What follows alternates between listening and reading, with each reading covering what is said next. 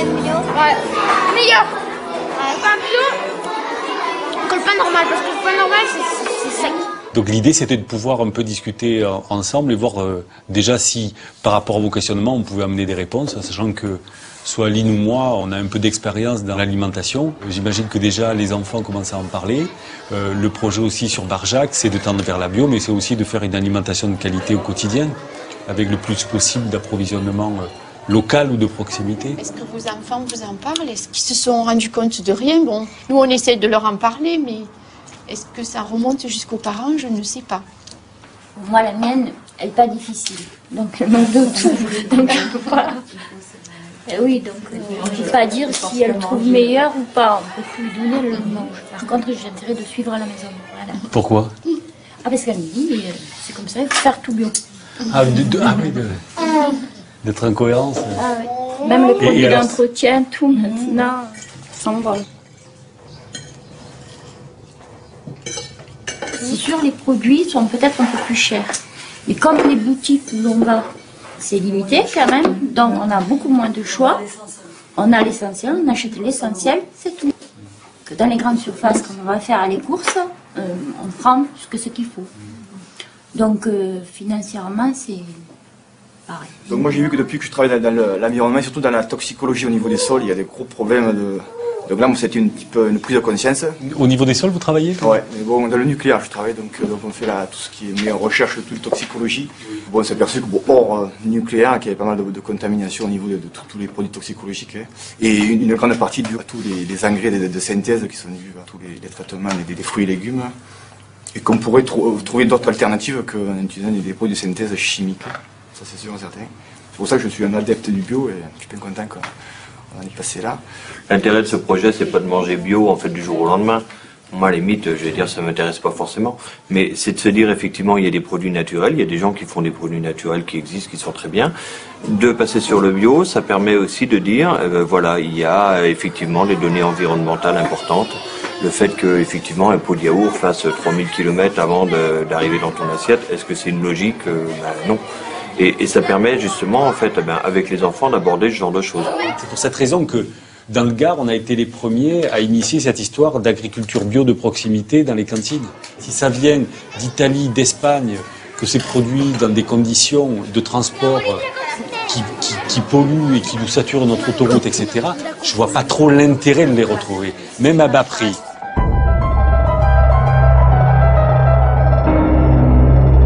Par rapport au label AB, agriculture biologique, comment vous certifiez que, bon, après tout, bon, je pense qu'il y a ce sont des organismes indépendants qui voient que ce produit va être labellisé AB et non?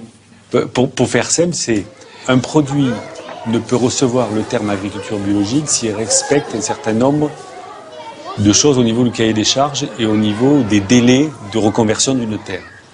Une terre, vous ne pouvez pas la passer en bio du jour au lendemain. Il y a un minimum de 3 ans de pratique agricole bio pour qu'elle puisse bénéficier de la possibilité de faire du bio. Donc pendant 3 ans, cet agriculteur, il va tout mettre en œuvre comme s'il était en bio, mais il ne va pas pouvoir apposer la marque, le logo AB. Les choses qui sont communes à tout le monde, aux végétaux comme aux animaux, c'est de ne pas utiliser de produits chimiques de synthèse. Et pour en être sûr, il y a des organismes indépendants, c'est-à-dire qui ne dépendent pas du tout du ministère de l'Agriculture, qui ne dépendent pas du tout des producteurs, pas du tout des firmes qui vendent des produits bio, qui vont contrôler chaque année tous les producteurs, tous les transformateurs, tous les gens qui touchent un produit 100% bio.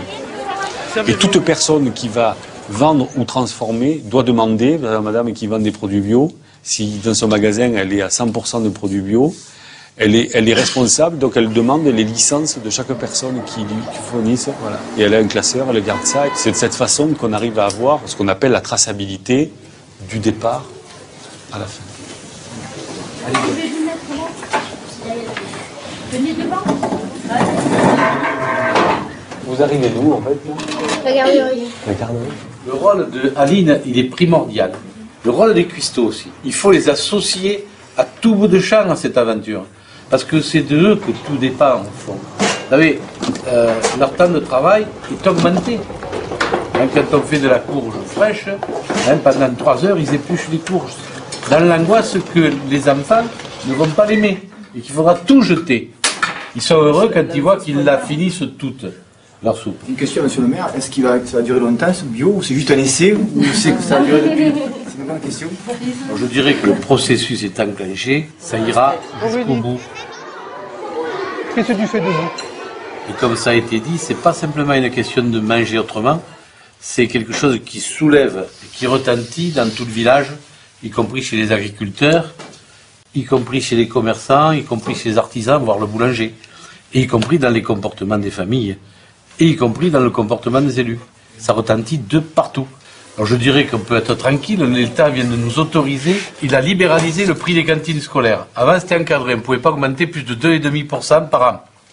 Donc maintenant on est libre d'augmenter, donc vous allez voir ce que vous allez voir. Ben, on n'augmentera pas. On n'augmentera pas. Voilà.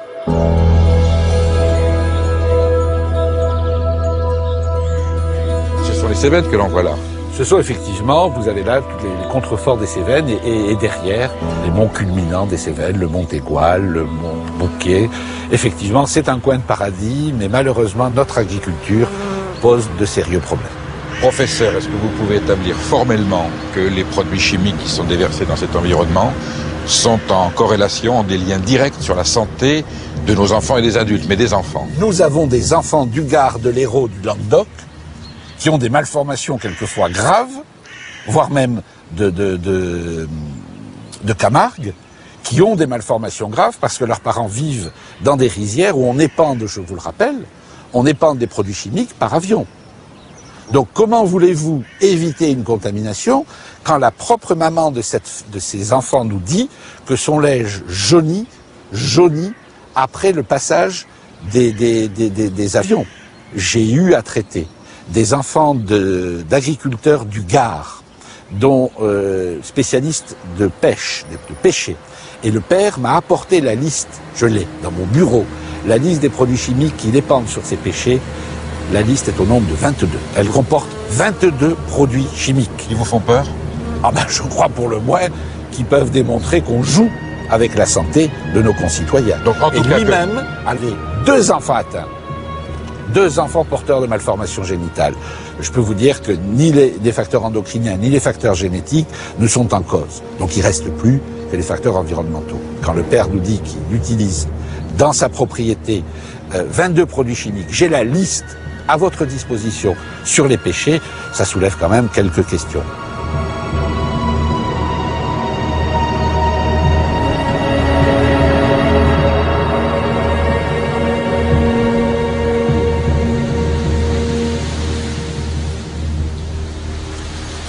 Alors tu viens me voir et tu me portes ça. Pourquoi?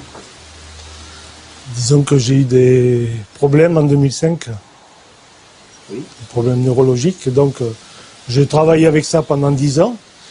Et j'ai dû utiliser des molécules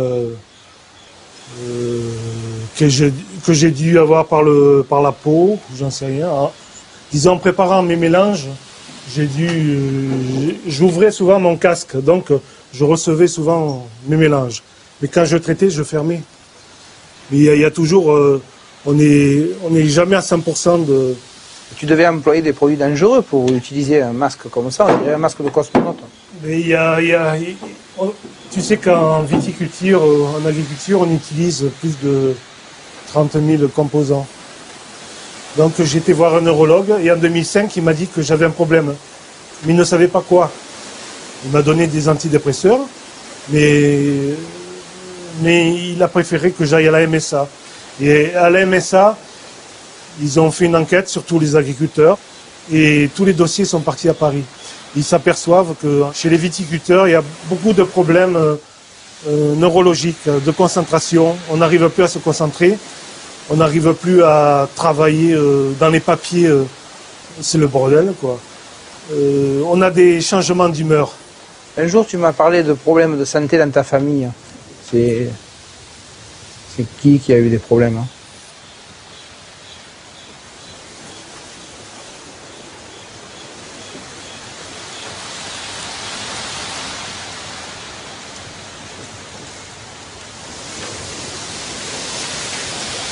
Ton fils?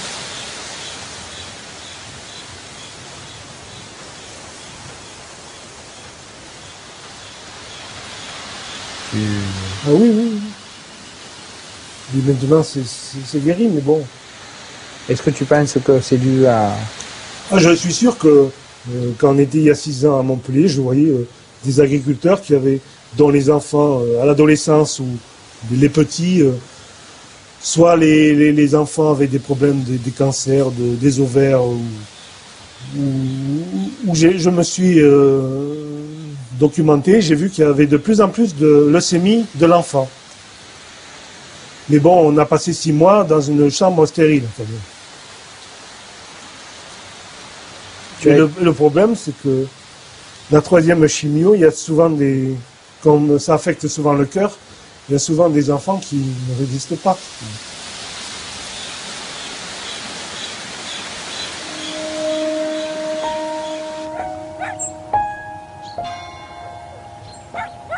Trois, 4, 5, 6. Les CE2, qui c'est qui mange à la cantine? 2. Solène, tu manges à la cantine? Non, je mange pas. Cuisine centrale de Barjac, bonjour. Bonjour. AC2? Oui. D'accord, 18 pour aujourd'hui. Merci, bonne journée. Salavas, 18 repas. Bonjour Joanne. Bonjour Aurélie, ça va? Oui, et toi? Ça va. Alors, combien? CPCE 4, Oui. CM1 5, CM2 5 et à toi il y en a 14. Très bien. Allez, à tout à l'heure. À tout à l'heure. Au revoir Daniel. Au revoir Aurélie, bonne journée. À vous aussi. Allez. T'as le pain, t'as tout? Pression. La soupe? Chaud. Ok. Des barquettes. Il y a le pot.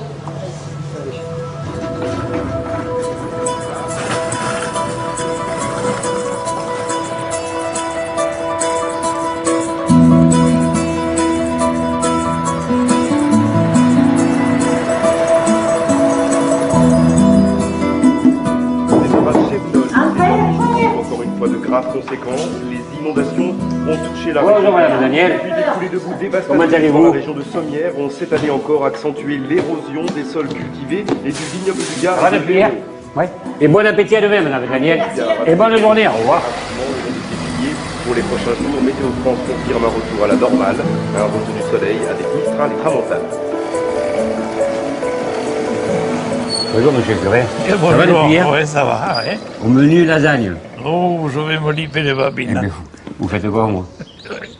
Bon appétit, à demain, Monsieur le curé. C'est que de bon ressaire. Tombaille. Léa, tu sers? Sauf Mohamed et Kamel, s'il te plaît. C'est bon? Aurélie, goûte, tu l'as pas goûté. Qu'est-ce que tu voulais? Goûte-le. Qui veut une poire? Fais-moi une moitié. Qui veut une moitié? Une moitié? C'est bon la peau, il y a des vitamines. Ou la moitié? La peau, vous pouvez la manger. Hein. Qui m'a dit une moitié? Toi? Hein?